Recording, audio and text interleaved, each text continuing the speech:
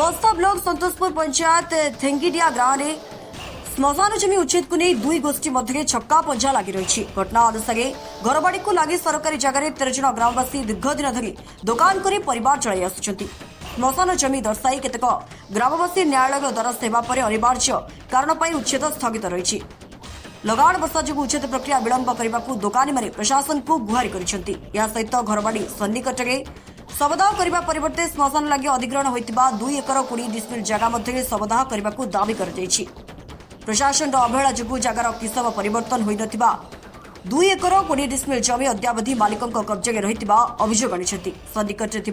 299 number नयनपुरी lot उपर जबरदखल उच्छेद लगी 2025 मसीह न्यायालय निर्देश देते अद्यावधि ताहा कार्यकारी होई। दुई गोष्ठी जबरदखल और श्मशान जमी प्रसंग में कोर्ट कचेरी दौड़ुवा बेले ग्राम में चापा उत्तेजना लगी रही। तेणु ग्रामर विवाद सरकार जमीगुड़िक डिमार्केशन करने सहित उभय स्थान उच्छेद करने को साम्बादिक सम्मेलन जरिए दुकानी मैंने दावी करछंती। घरबाड़ी सन्निकट शवदाह न होई उद्दिष्ट अधिग्रहण स्थान को श्मशान स्थानांतर करने और उभय विवाद स्थान उच्छेद नहेले अनशन हेबो बोली दुकानी मैंने चेतावनी दैछंती। मु प्रणव महापात्र बंकिम महापात्र पुत्र घर थेंगड़िया संतोषपुर पंचायत रे बस्ता ब्लॉक अंडर किछि दिन 2 दिन तले आम एग्नेस्ट रे एविक्शन नोटिस तहसीलदार सर प्रोड्यूस करले श्मशान ले आमे घर करछु बोली दुकान घर करछु बोली किंतु आज्ञा आमे 30 वर्ष ला दुकान घर कलु श्मशान बोली जिनस आम बापा जेजे बापा अमलु आमे श्मशान बोली जानिनी आमे 30 वर्ष पूर्व हेडी दुकान घर करके अछि। आमर काका जॉइंट फैमिली आमर काका जने माने इनकम नाही से मो बापा सहित रुहती तो घर करथिले श्मशान जगह बोली जान नथिलु कारण सेटा आपनकर जमी अधिग्रहण होइतिला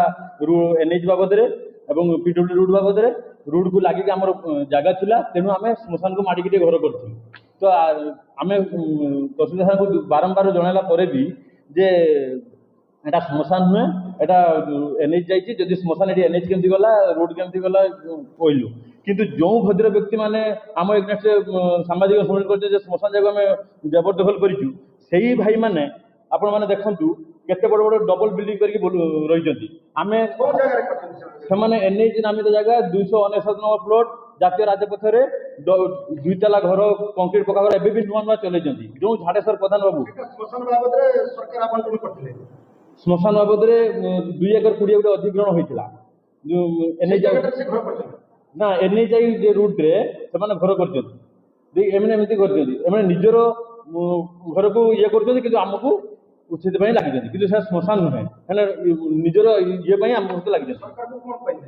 सरकार कहबू जदि आम उच्छेद हो गवर्नमेंट जगह बसिकी आप कहते श्मशान कि आम श्मशान किसम अच्छे श्मशान नुहे आज्ञा आम जेजे बाबा अमल भी शवदाह होना आम सबुदिन सुवर्णरेखा नदी ब्रिज पाखे शवदाह करूँ आपण मैंने आगत पचारि बुझे है किंतु आम आज चाहूँ जदि एप्लिकेंट जब चाहते श्मशान उच्छेद करने श्मशान जदि नुहे आम पचर जगह रही घर केमती रही ये शवदाह हेल्ले आम जगह केमती रही आने कहीं जगह रही जदि आम भी हाइकोर्ट एग्नेस्ट ऑर्डर आनीचु आम भी हाइकोर्ट एग्नेस्ट ऑर्डर आनीचु किंतु प्रति किसी एक्शन नहीं ना जदि उठा आम भी आम सहित किए भी उठू। बालेश्वर जिला प्रतिनिधि ज्योतिरंजन पंचायत को रिपोर्ट स्वतंत्र ओडिशा।